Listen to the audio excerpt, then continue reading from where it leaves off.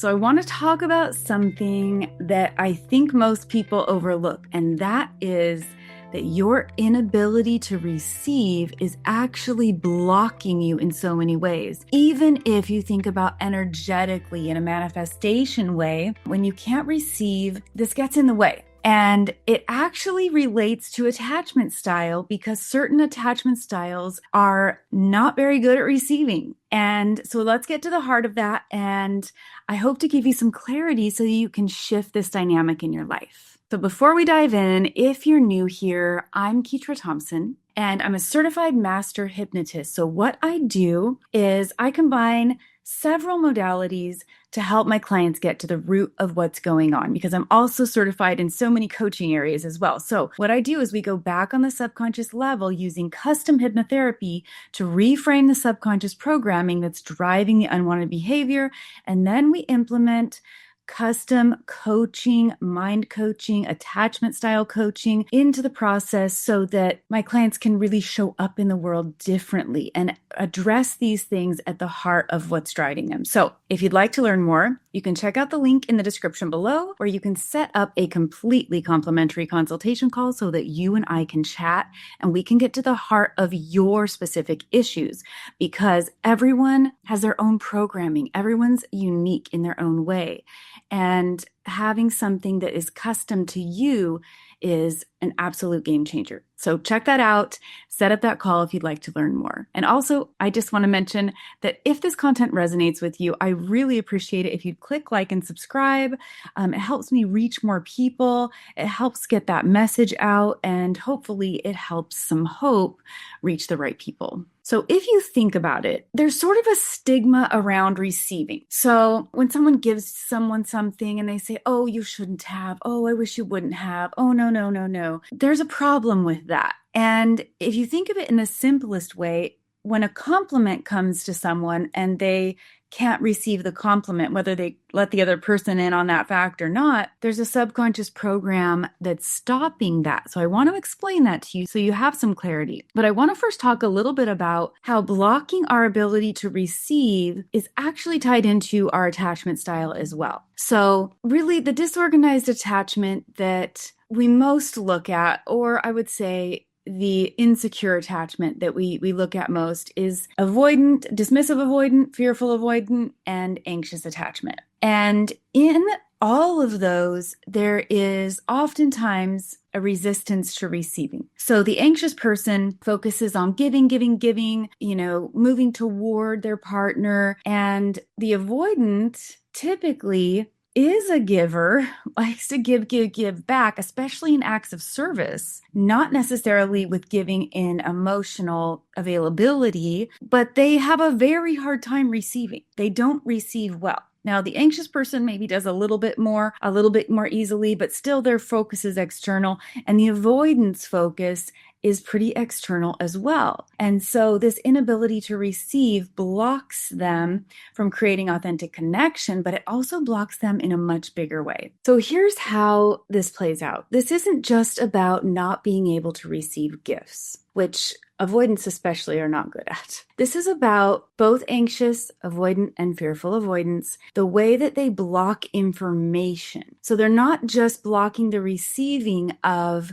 gifts or compliments, they're also blocking information. And they block information that would be critical to them making an informed decision. So the anxious person might be blocking the information that really shows them that their partner isn't going to meet their needs, isn't maybe as invested as they are, and they kind of hyper focus on the good things and they block out the very clear negative things or red flags that would keep them from moving forward with someone. And the avoidant person will also block out information. They'll block out very direct communication from a partner that would indicate a need for a conversation or depth or connection. And they do this so they can avoid confrontation. They're doing it so that they can stay looking like a good person. And these are subconscious patterns that are driving this blocking. But if you're into manifestation at all, you realize that whatever we feel, however we operate within ourselves, is actually the message we're sending out to the universe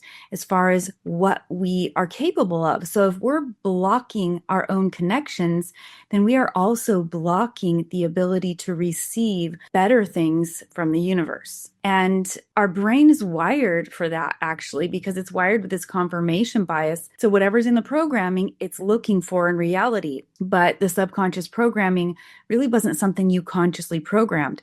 It was kind of programmed by default by the people you were around and by your own very naive interpretations of the things you experienced when you were really young. And so it's not actually programmed with accuracy. And that can be part of the problem.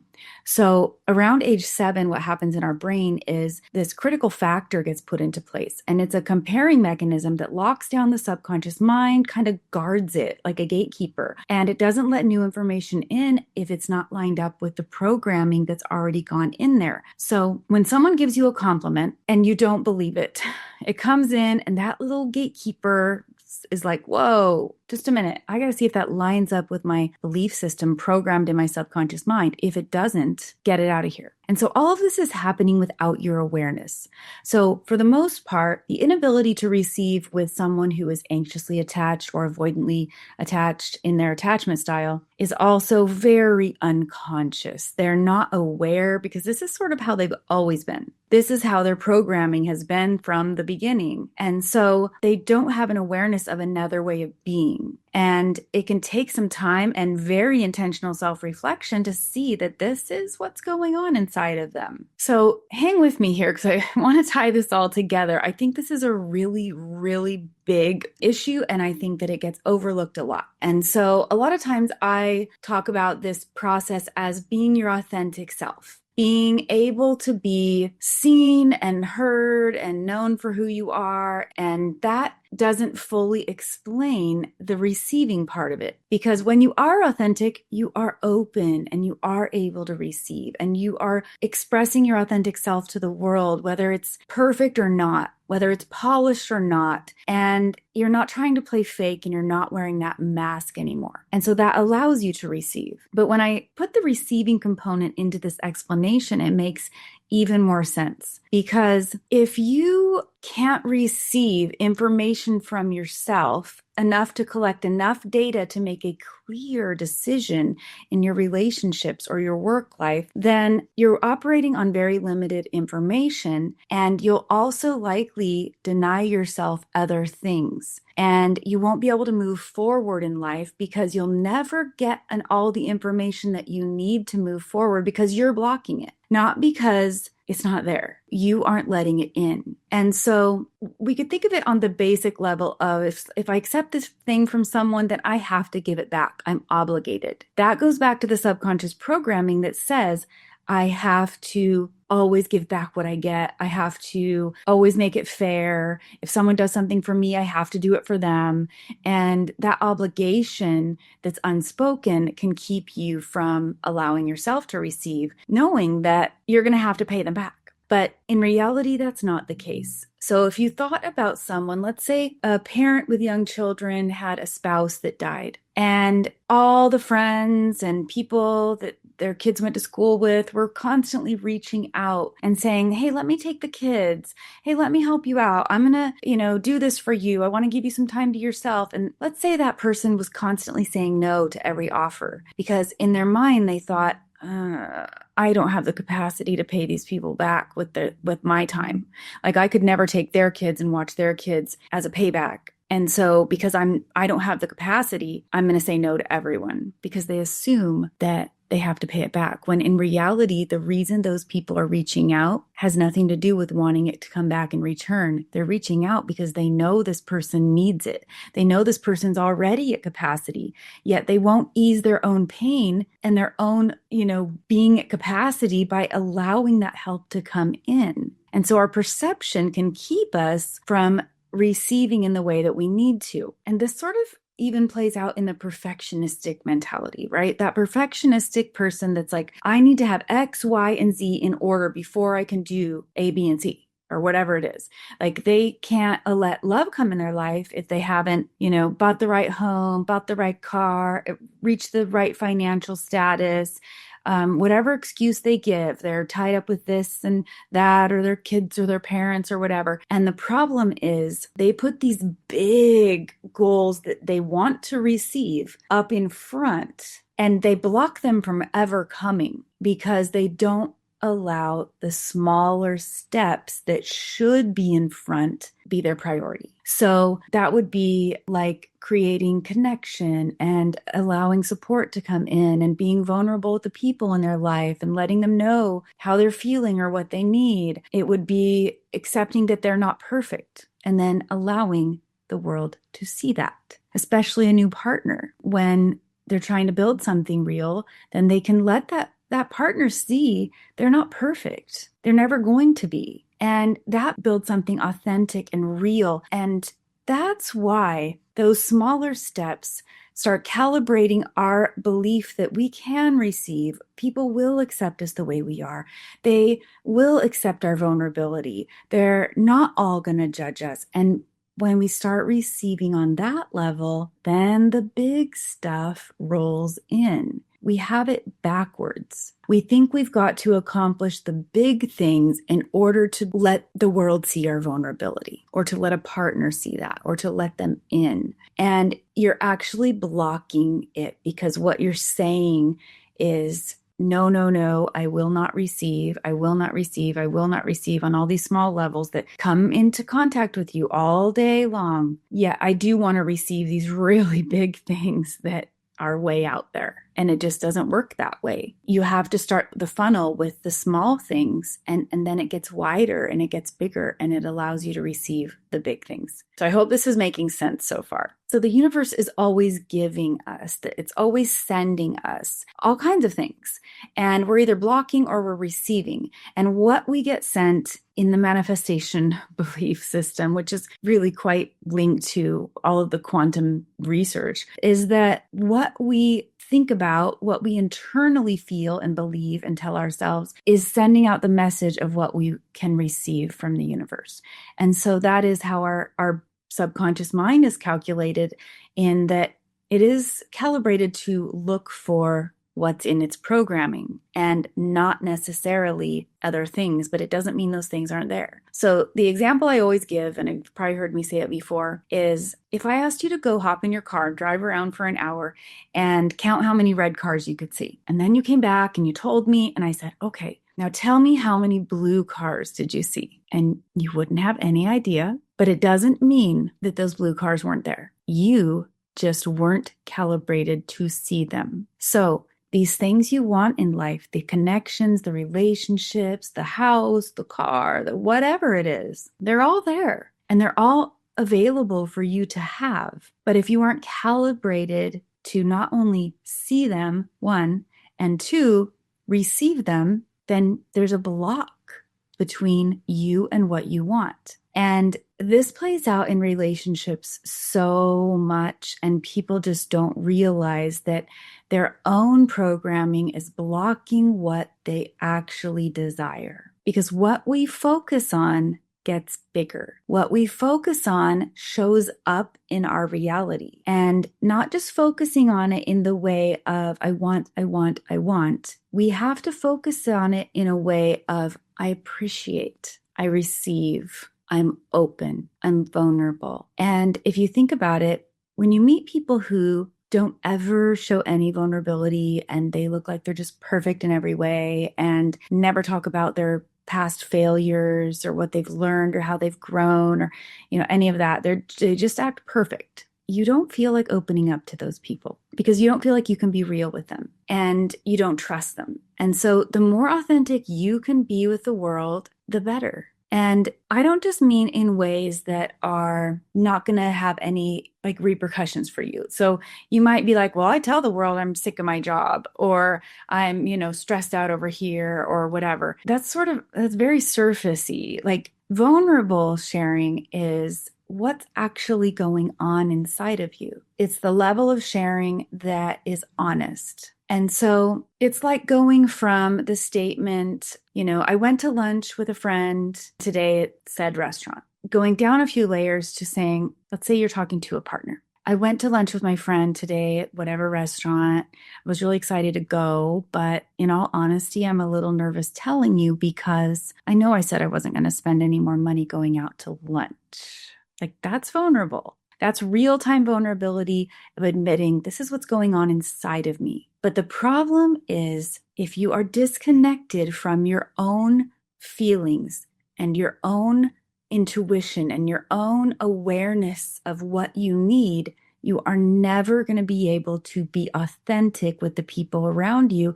because you haven't spent any time healing this part of your connection. It's like the wires are crossed. So I always say that our first language is not words, it's feelings. When you're a baby, you know when you need a diaper change, you cry about it. If they just try to give you a bottle instead, you fuss around and refuse it because what you know you need the diaper change. But as you get older, you get told, like, don't cry about that. It's no big deal. Let it go. Drop it. Move on. Come on. Just keep going. Like, you get dismissed. And so you get disconnected from your own guidance system, which is your feelings. And so a lot of the work I do with my clients is reconnecting them to their own feelings because those feelings are just giving you a message.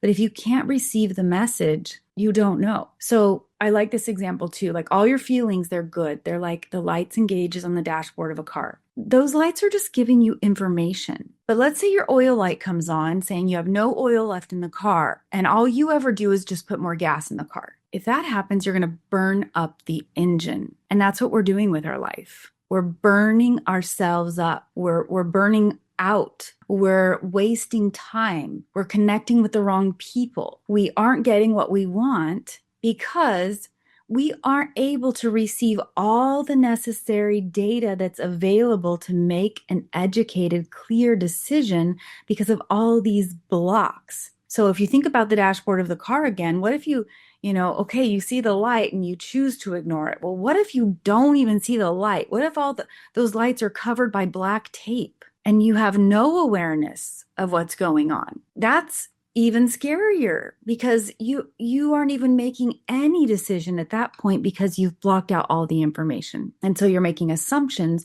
running on autopilot, reacting in the same ways, pushing people away in the same way, being defensive, reactive, blame shifting, reinforcing those old beliefs, because we've got to get to the heart of the subconscious programming so that we can shift the way that you not only see the world, but mostly the way you see yourself. And if you don't see yourself as worthy or lovable or enough, then receiving is going to feel really difficult. And it might even be so foreign that you can't grasp what it is. And so you can obviously, the most profound way to address this is in the subconscious rewiring process, which I do with my clients. But there are some things you could start to do today. This video is sort of off the cuff, random. I just had to share these thoughts on it, but I do want to give you these strategic steps. So you can start accepting compliments. Don't blow them off. Don't say, oh, no, this whole thing, like, thanks. It was, no big deal. I've had it forever. Like, just don't make excuses when people give you a compliment. Just say, thank you. Thank you. Thank you. Start receiving, start accepting. The second thing you can do is more of an internal job, and that is starting to look for things you can appreciate every day. You calibrate your brain to see the good when you start looking for it. So you could give yourself a list. Okay, today I'm going to find one thing I can appreciate. Then I'm going to go, next week I'm going to find every day 3 things I can appreciate. And then maybe I bump it up to 5. You put yourself on a little hunt in your mind that I'm going to find things I can appreciate today and make them small. Make them like, I appreciate that the sun's shining, the way it's coming in through the window. I appreciate like the texture of my dress. Little things that you can find, hunt for them, like little Easter eggs in your day, and find them. And you're going to start calibrating your brain to see the good. And the more you can see the good, the easier it is for you to receive the good from other people. But it is 2 parts. You need to be able to practice the receiving and practice looking for the good. So that's the best place to start on your own. And as you get that focus off of fault finding in maybe your partner or other people, or your boss, you take that focus back onto you and you use that energy to tune in to what's going on inside of you so that you can honestly answer when people ask what you need. You can honestly step into your assertiveness and express what kind of support you might need at work, at home, in a relationship. Doesn't mean everyone's always going to say yes. The success isn't in them giving you what you want. The success is in you expressing that need without the fear of rejection and judgment. It's open, it's honest, it's slowed down, it's calm, it's where your nervous system is regulated. All stuff I do with my clients. So again, if you'd like to learn more about this process that I use with my clients, you can set up that consultation call so that you and I can chat. And in the meantime, I hope you practice receiving so that you can actually receive love when it comes your way. You can actually be open. You can gather enough data and information to make an informed decision about whether or not the person you're trying to build a relationship with is actually meeting your needs. Maybe it's the person you're already married to. And it's not just about meeting your needs, it's about your ability to express those needs so that you have clear data when it comes back in as to whether or not they're willing to put the same effort, whether or not they're committed to growth. All of these things that we make assumptions about instead of being assertive about, and then we don't have the data we need to make a clear decision. So anyway, I hope this was helpful. Again, if this resonates, click like and subscribe. And then I hope you really take the time to think about whether or not you're blocking these things and practice receiving.